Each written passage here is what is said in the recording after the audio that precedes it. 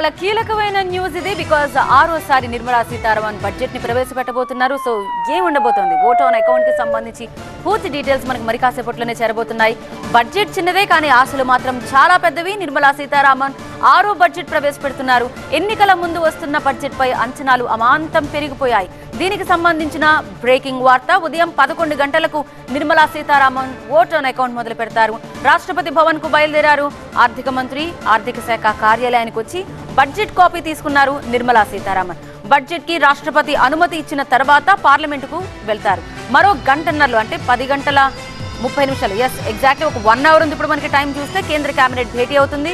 మధ్యంతర బడ్జెట్ కు కేబినెట్ తెలుపుతుంది. ఆ తర్వాత నిర్మలా సీతారామన్ బడ్జెట్ ని పార్లమెంట్ లో ప్రవేశపెడతారు.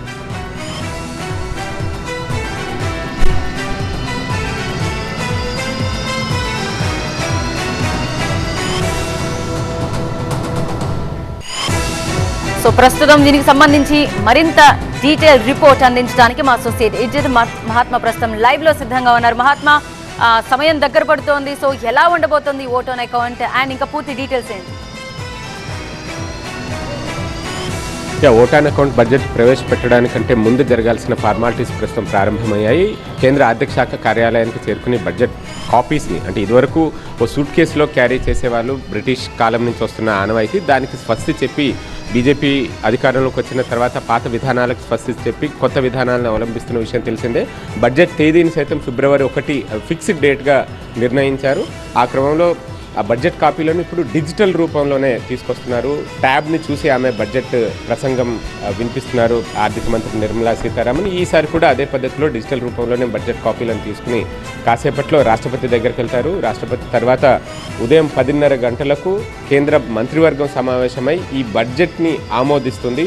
ఇది ఒక ఫార్మాలిటీ ప్రకారం జరిగే ప్రక్రియ. ఆ తర్వాత 11 గంటలకు పార్లమెంట్ లోక్సభలో మొట్టమొదట ఈ బడ్జెట్ ప్రసంగాన్ని ఆమె ప్రారంభిస్తారు. అందులో ఏముంది అన్నదే ఇప్పుడు యావత్ దేశం ఎంతో ఆసక్తిగా ఎదురుచూస్తోంది. ఎన్నికల ఏడాది కాబట్టి ఓటర్లను ఆకట్టుకునేలా ఇది ఉంటుందా, లేకపోతే ఈ గత 9.5 ఏళ్ళుగా ఈ ప్రభుత్వం కొనసాగిస్తూ వస్తున్న మిక్స్డ్ విధానం, అంటే ఇటు డెవలప్మెంట్ అలాగే at the same time welfare, ఈ రెండింటిని బ్యాలెన్స్ చేసుకుంటూ ముందుకెళ్తున్న విధానాన్ని కొనసాగించేలాగానే ఉంటుందా అన్నది ఆసక్తికరంగా మారింది. దీన్ని బట్టే స్టాక్ ఎక్స్చేంజ్ నుంచి మొదలుపెట్టి దేశంలో ఉన్న అన్ని పరిశ్రమల మీద దాని ప్రభావం అన్నది ఖచ్చితంగా ఉంటుంది. అలాగే వేతన జీవులు, ముఖ్యంగా ఇన్కమ్ ట్యాక్స్ కడుతున్న వారంతా కూడా ఈసారి అయినా తమకు ఏదైనా దీంట్లో మినహాయింపు దొరుకుతుందా, రిలాక్సేషన్ దొరుకుతుందా అని ఆశగా ఎదురు చూస్తున్నారు. సెక్షన్ 80D పరిమితిని 25,000 నుంచి 50,000కు పెంచే అవకాశం ఉన్నట్టుగా తెలుస్తోంది. దీంతో పాటు వ్యవసాయ రంగానికి ఇప్పటికే కేంద్ర ప్రభుత్వం ప్రతి ఏటా 6,000 రూపాయల ఇన్పుట్ సబ్సిడీని అందజేస్తుంది 3 విడతలుగా. దాన్ని మరొక 50% పెంచి 9,000కు పెంచే అవకాశం ఉన్నట్లుగా కథనాలు, ఊహాగానాలు వస్తున్నాయి. మరి ఆ రకంగా ఆ ఇన్పుట్ సబ్సిడీని పెంచుతారా, లేదు అంటే మహిళా రైతులకు మాత్రమే దాన్ని పెంచాలా అన్న దాని మీద కూడా ఒక చర్చ జరుగుతుంది. ఇలాగే వివిధ రంగాలకు జరిపే కేటాయింపులు ఈ గత 5 ఏళ్ల కాలంలోనే మూలధన వ్యయం 3 లక్షల కోట్ల నుంచి 10 లక్షల కోట్లకు పెంచారు. సో దట్ ఇన్ఫ్రాస్ట్రక్చర్ మీద దాన్ని బాగా ఖర్చు చేస్తున్నారు. నేషనల్ హైవేస్ కావచ్చు, ఎక్స్ప్రెస్ వేస్ కావచ్చు, రైల్వే ప్రాజెక్టులు కావచ్చు. సో ఈ వివిధ రంగాలందరూ కూడా ఆసక్తిగా ఎదురు చూస్తున్నారు. మధ్యాహ్నం 1:20 బడ్జెట్ ప్రసంగం ముగిసిన తర్వాత కేంద్ర రైల్వే శాఖ కూడా రైల్వే కేటాయింపుల మీద ఒక మీడియా సమావేశాన్ని ఏర్పాటు చేసి మీడియాకు ఆ కేటాయింపుల గురించి వివరించబోతోంది. Right, thank you Mahatma, details అందించినందుకు.